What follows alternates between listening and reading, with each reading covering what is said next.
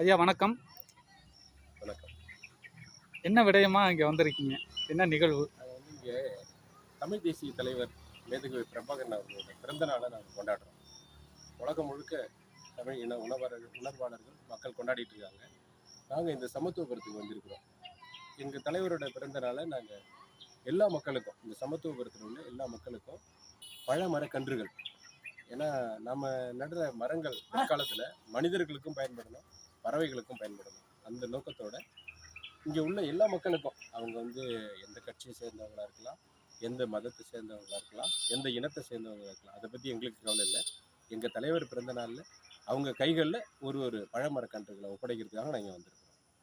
சிறப்புங்க ஐயா. சுற்றுச்சூழல் சார்ந்து தலைவர் பிறந்த நாளைக்கு நீங்கள் செய்வீங்க. அது அது எந்த மாதிரியான மனநிலையை உங்களுக்கு உருவாக்கும்?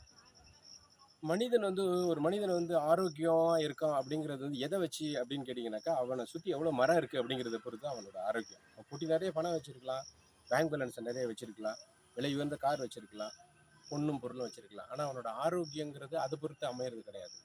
அவன் எவ்வளோ சுத்தமான காற்றை சுவாசிக்கிறான், அவனை சுற்றி எவ்வளோ மரங்கள் இருக்குது, அவனை சுற்றி எவ்வளோ பறவைகள் இருக்குது, இதை பொறுத்து தான் அவனோட ஆரோக்கியம் அமையுது. மரங்கள் அதிகமாக இருக்கிற இடத்துல மருத்துவமனைகள் இருக்காது.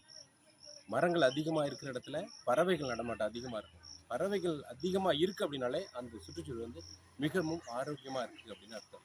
அந்த ஆரோக்கியமான சுற்றுச்சூழலை உருவாக்குறதுக்கு நாங்கள் எங்களால் ஆன எல்லா முயற்சிகளையும் எடுக்கிறோம். இந்த தேசிய தலைவர் பிறந்தநாள் பொழுது மரக்கன்றுகள் கொடுக்கறத ஒரு பெரிய சந்தோஷமாக நினைக்கிறோம். அது செய்யும்போது எங்களுக்கு மிகப்பெரிய மனநிறைவு. ஏன்னா ஒரு மரத்தோட ஆயுட்காலம் தோராயமாக 100 வருடத்தில் ஆரம்பிக்குது. ஒவ்வொரு மரத்தோட வயது 100, 150, 200, 250ன்னு அப்படியே போயிட்டு, அது நமக்கு பின்னரும் அது பயன்படும். அது தலைவர் பிறந்தநாள் பொழுது அதை செய்கிறோங்கிறது இன்னும் எங்களுக்கு பெருமை. சிறப்புங்க ஐயா. இப்போ இதில் உங்களுக்கு நாம் தமிழர் கட்சி எந்த அளவுக்கு உறுதுணையாக இருக்குது? நாம் தமிழர் கட்சியை பொறுத்த வரைக்கும் நாங்கள்லாம் அண்ணன் தம்பி மாதிரி தான். அண்ணன் தம்பி இப்படி தான் கூட்டுக்குவோம். ஒவ்வொருத்தரோட கஷ்டத்தில் ஒருத்தர் போய் பங்கெடுத்துக்குவோம். நல்லதுலேயும் பங்கெடுத்துக்குவோம், கெட்டதுலேயும் பங்கெடுத்துக்குவோம். அவங்களுக்கு ஒரு துக்கம்னா எல்லாரும் ஒன்றா நின்று அவங்களுக்கு நம்மளால் என்ன உதவி செய்ய முடியுமோ அந்த மாதிரி ஒரு உதவி செய்யும். நாம் தமிழர் கட்சி கட்சி மாதிரியே இயங்காது.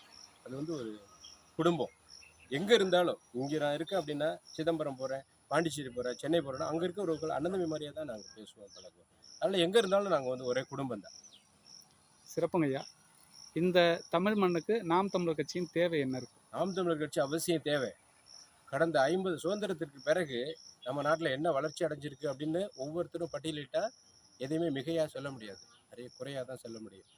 நம்ம தமிழ்நாட்டில் நூலகங்கள் எத்தனை இருக்குது, மதுக்கடைகள் எத்தனை இருக்குது, இதை வேறுபடுத்தி பார்த்தீங்கன்னாலே நம்ம எந்த அளவுக்கு முன்னேறி இருக்கணும் அப்படிங்கிறது தெரியும்.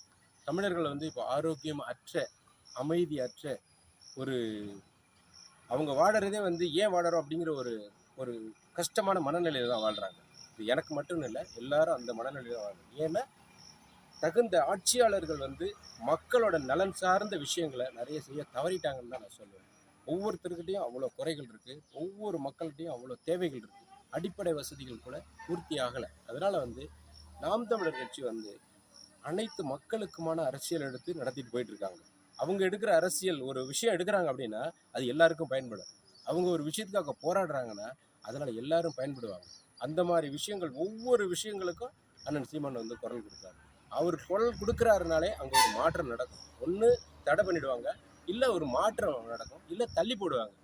எது நடந்தாலும் கேட்கறதுக்கு ஒருத்தன் இருக்கான் அப்படிங்கிற ஒரு விஷயம் நாம் தமிழர் கட்சி வந்த பிறகு தான் இந்த தமிழக அரசியலில் மக்கள் உணர ஆரம்பிச்சிட்டாங்க. நாங்கள் காசு கொடுக்காம தான் வாக்கு வாங்குறோம். நாங்கள் 36 லட்சம் வாக்கு வாங்கியிருக்கிறது ₹1 கொடுக்காம தான் வாங்கியிருக்கோம். இதை வேற யாரும் சொல்கிறதுக்கு முடியாது, நாங்கள் மட்டும்தான் சொல்லுவோம். அதனால் நாம் தமிழர் கட்சி தமிழ்நாட்டுக்கு அவசியம் தேவை, எதிர்கால தலைமுறையினருக்கு அவசியம் தேவை. ஏன்னா எதிர்கால தலைமுறை ஒரு நல்ல தன்மானத்தோட, ஊதியத்தோட, பதவியோட, படிப்போட, அறத்தோட, ஆரோக்கியத்தோட வாழணும் அப்படிங்கிறதுக்காக தான் நாம் தமிழர் கட்சி இப்போ நாங்கள் வேலை செஞ்சுட்ருக்குறோம். இப்போ நாங்கள் வைக்கிற மரம் வைக்கிறோம், இதில் நாங்கள் அனுபவிக்க போகிற பயன்களை விட அடுத்த தலைமுறை தான் அதிக பயன்களை அனுபவிக்க போகுது. நாங்கள் செய்கிறத அவங்க பார்க்குறாங்கல்ல, அப்போ இது மாதிரி நம்மளும் செய்யணும் அப்படிங்கிறத அவங்க உணர்றாங்க. நிச்சயமாக ஒரு மிகப்பெரிய மாற்றம் இருக்கும். 2026க்கு பிறகு மிகப்பெரிய மாற்றம் இருக்கும். எங்களுக்கு அந்த நம்பிக்கை இருக்குது. அதில் எல்லளவும் ஐயமில்லை. யார் வந்தாலும் யார் சென்றாலும் எங்களுக்கு ஐயமில்லை. நாங்கள் தெளிவாக இருக்கோம். சரிங்க, நன்றிங்கய்யா. இப்போ இத்தனை ஆண்டுகளாக கிட்டத்தட்ட கட்சி ஆரம்பித்து 14 ஆண்டுகள் ஆகுது. கட்சி அரசியலில் தேர்தல் அரசியலுக்குள்ளே வந்து 8 ஆண்டுகளாக இருக்கீங்க. இப்போ வரலையும் நீங்கள் 8% வாக்குகளை தான் பெற்றிருக்கீங்க. இது மக்கள் உங்களுக்கு கொடுத்த சரியான அங்கீகாரமா? மக்கள் வந்து அவங்க நினைக்கிறாங்க, அவங்களுக்கு நாம் தமிழர் கட்சியோட தேவை என்னன்னு புரியுது. ஆனாலும் அவங்கள வந்து எதை வச்சு அவங்களோட வாய் மூடப்படுகிறது அப்படின்னா பணம். இந்த வாக்குக்கு பணம் கொடுத்துற பொழுது அவங்க வாங்கவே இல்லைன்னா கூட ஏதாவது ஒரு வகையில் அந்த பணம் அவங்க கையில் திணிக்கப்பட்டுருது. நம்ம மக்கள் வந்து ஒன்று சொல்லிட்டாங்கன்னா அந்த வாக்கை மீற மாட்டாங்க. அந்த மாதிரி இவங்க போய் அதில் மாற்றுறது தானே ஒழிய மனசார அவங்க வாக்களிக்கல. வாக்குகள் வாங்கப்படுகிறது. நாம் தமிழர் கட்சி வாக்கு வாங்கலை. மனசார போட்டவங்க 36 லட்சம் பேர் இருக்காங்க அப்படின்னா இது ஒரு உதாரணம் தான். நிச்சயமா ஒரு நேரம் காசு வாங்கிக்கிட்டே வாக்கு நாம் தமிழர் கட்சி செலுத்துற காலமும் வரும். நிச்சயமா வரும். சிறப்புங்க ஐயா. இப்போ நாம் தமிழர் கட்சியுடைய 2026 தேர்தல் களப்பணி எப்படி இருக்குன்னு நீங்கள் நினைக்கிறீங்க? தேர்தல் பணி இப்போ அண்ணன் 60 சட்டமன்ற தொகுதிக்கு வேட்பாளர் அறிவிச்சிட்டாரு. நாங்கள் இப்போவே பணியெல்லாம் ஆரம்பிச்சிட்டோம். நாங்கள் ஒவ்வொரு நாளுமே தேர்தலை நோக்கி அரசியல் பண்ணிட்டு தான் இருக்கிறோம். எங்களுக்கு தேர்தலுக்காக மட்டும் ஒரு குறிப்பிட்ட நாள் இல்லை. எப்பயுமே நாங்கள் வளர்ச்சியை நோக்கி தான் போயிட்டுருக்குறோம். 1, 4, 6, 8 இப்போ அங்கீகரிக்கப்பட்ட கட்சி. கூட்டணி இல்லாமல் 10 ஆண்டு காலத்துக்குள்ள அங்கீகரிக்கப்பட்ட கட்சியாக மாறினது இந்திய வரலாற்றிலேயே, இந்திய அரசியல்லையே நாம் தமிழர் கட்சி மட்டும்தான். இது எல்லாரும் தெரியும், எல்லாருக்கும் தெரியும். தனிச்சு நின்னாலும் நாங்கள் தன்மானத்தோடு நிற்கிறோம். காசு கொடுக்காம வாக்கு வாங்குகிறோம். தொடர்ந்து உடஞ்சி போயிடாம தொடர்ந்து எங்களுக்கு நம்பிக்கை இருக்குது. மக்கள் பார்த்துட்டு இருக்காங்கல்ல என்ன நடக்குது, இந்த இந்த இந்த தமிழ்நாட்டில் என்ன நடக்குதுங்கிறது மக்கள் எல்லாரும் பார்த்துட்டு தான் இருக்காங்க. வந்தோடனே முதல் கையெழுத்து, 2வது கையெழுத்து, 3வது கையெழுத்துன்னு சொன்னாங்க. எந்த கையெழுத்தும் போடலையே. ஒவ்வொரு நாளும் தமிழ்நாட்டில் இருக்கிற பெண்மணிகள் ஒவ்வொருத்தரும் எவ்வளோ போராட்டத்தோடு வாழ்ந்துட்டாங்க தெரியுமா? அவங்க வீட்டுக்காரர் குடிச்சிட்டு வர்றதை எந்த வீட்டு பெண்மணியை விரும்புவாங்க? இளம் விதவைகள் தமிழ்நாட்டில் தான் அதிகமாக இருக்காங்க அப்படின்னு ஒரு முக்கியமான அவங்க சொன்னாங்க. கனிமொழி அக்கான்னு எங்கள் தூரத்து சொந்தம், அவங்க தான் சொன்னாங்க. அப்போ அவங்க எதிர்கட்சியாக இருந்தாங்க. இப்போ அவங்க தான் ஆளுங்கட்சி. ஆனால் ஏன் அதை செய்ய மறந்துட்டாங்கன்னு தெரியல. நாங்கள் அதை ஒவ்வொரு நாளும் உணர்த்திக்கிட்டே தான் இருக்கோம். மதுவிலக்கு அவசியம். தமிழ்நாட்டில் ஒவ்வொருத்தரும் மக்கள் நிம்மதியாக வாழணும்னா மதுவிலக்கு இருந்தால் தான் அவங்க நிம்மதியாக வாழ்வாங்க. கள்ளச்சாராயம் பெருகிறது அப்படின்னா கள்ளச்சாராயம் பெருகுனா கூட அதை அரசாங்கம் கட்டுப்படுத்திடலாம். இந்த சாராயத்தை யார் கட்டுப்படுத்துறது? தீபாவளிக்கு எக்ஸ்ட்ரா கவுண்டர் ஓப்பன் பண்ணி விலையை அதிகப்படுத்துறதுக்கு, விற்பனையை அதிகப்படுத்துறதுக்கு முயற்சிகள் நடந்துச்சு. இதெல்லாம் மக்கள் பார்த்துட்டு தானே இருக்காங்க. நாம் தமிழர் கட்சி ஆட்சிக்கு வந்ததுன்னா இந்த மாதிரி ஒரு சூழ்நிலை இருக்குமா? இருக்கவே இருக்காதுங்கிறது மக்களுக்கு தெரியும்.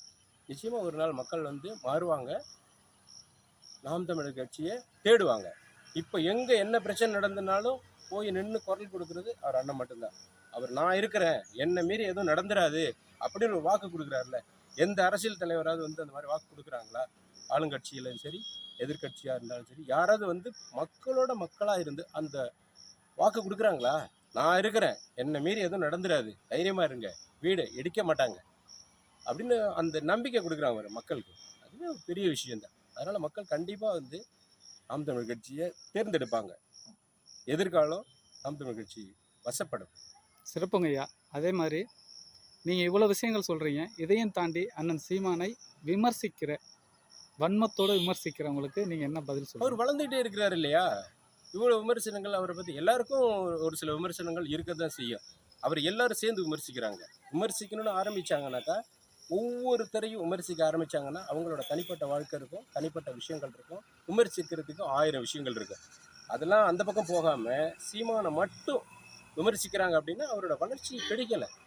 இப்போதைக்கு ஆளுங்கட்சி எதிர்த்து சண்டை செய்கிறதும் சரி, ஆண்ட கட்சியை எதிர்த்து சண்டை செய்கிறதும் சரி, எந்த காலத்துலேயும் யாரு கூடயும் கூட்டணி போக மாட்டோம் அப்படிங்கிற உறுதியை எடுத்து செய்கிறாருல்ல. இது வரைக்கும் ஆளுங்கட்சியும் சரி, ஆண்ட கட்சியும் சரி தனியாக நின்று அவங்க வாக்கு சதவிகிதத்தை உறுதிப்படுத்தலை. ஆனால் நாம் தமிழர் கட்சி தனியாக நின்று அவங்களோட வாக்கு சதவிகிதத்தை உறுதிப்படுத்தியிருக்காங்க. அப்போவே தெரியுது இல்லை இவங்களோட பலம் என்ன அப்படிங்கிற விஷயம் தெரியுது. அவங்களுக்கு வந்து சீமானண்ண மேலே வந்து ஒரு வன்மம் இருக்குது. அவரோட வளர்ச்சி அவங்களுக்கு பிடிக்கல. இதே இது வந்து வாக்கு சதவீதம் குறைஞ்சிட்டு தான் அவங்க சந்தோஷப்பட்டிருப்பாங்க. 1% வாங்கும்போது காணா போயிடுவாங்கன்னு சொன்னாங்க. ஆனால் அதுலேருந்து 4% வந்தார் இல்லையா? 4லேருந்து 6, 6லேருந்து 8, இந்த மாதிரி ஏறுமுகமாக தான் இருக்க ஒழிய இறங்கு முகம் கிடையாது. அவ்வளோ உழைக்கிறார். எனக்கு தெரிஞ்சு நான்லாம் தமிழக அரசியலில் பல விஷயங்கள் தமிழர்களை பற்றின பல விஷயங்கள் நான் மட்டும் இல்லை, என்னை போல லட்சக்கணக்கான இளைஞர்கள் தமிழன்னா யாரு, தமிழோட அடையாளம் என்ன, தமிழோட தலைவன் என்ன, தமிழோட வாழ்வியல் என்ன, அறம் என்ன, எப்படிலாம் முன்னோர்கள் வாழ்ந்தாங்க, எல்லா விஷயத்தையும் ஒரு வாத்தியார் மாதிரி மேடை போட்டு, வகுப்பறையில் இல்லாத கற்பிக்கப்படாத பல விஷயங்கள் மேடை போட்டு, அவர் மேடையில் வந்து கூரை இருக்காது, மக்கள் கூரை இல்லாமல் தான் இருப்பாங்க, அவரும் கூரை இல்லாமல் இருப்பார். இந்த மாதிரி தான் அவரோட இது. துண்டு போடுற பழக்கம் கிடையாது, மாலை போடுற பழக்கம் கிடையாது, கால் உள்ள பழக்கம் கிடையாது. இந்த மாதிரி பல விஷயங்கள் அவர் முன்னுதாரணமாக செஞ்சுருக்கிறார். அதனால் என்ன மாதிரி லட்சக்கணக்கான இளைஞர்கள் ஈர்க்கப்பட்டிருக்காங்க. இன்றைக்கும் வந்து ஒரு கூட்டம் நடக்குது அப்படின்னாக்கா யாரும் காசு கொடுக்கறது இல்லை, யாரும் குவார்டர் கொடுக்கறது இல்லை, யாரும் பிரியாணி கொடுக்கறது இல்லை. அவங்களா வர்றாங்க, அவங்களா நிற்கிறாங்க, சேர் இல்லைன்னா கூட நிற்பாங்க. கூட்டம் முடிஞ்சதுக்கு பிறகு காவல்துறைக்கு அங்கே வேலையே இருக்காது, அவங்க பாட்டுக்கு அமைதியாக ஓரமான அவங்களும் அவர் பேசுகிறத கேட்டு ரசிச்சு நான் பல தடவை பார்த்துருக்கேன். காவல்துறை அதிகாரிகளே அவர் பேசுகிறத கவனிப்பாங்க. எந்த விதமான அசம்பாவிதமும் நடக்காது, அமைதியாக நடக்கும். கூட்டம் முடிஞ்சதுக்கு பிறகு எல்லா சேரையும் அங்கே உள்ளவங்களே எடுத்து அடுக்குவாங்க.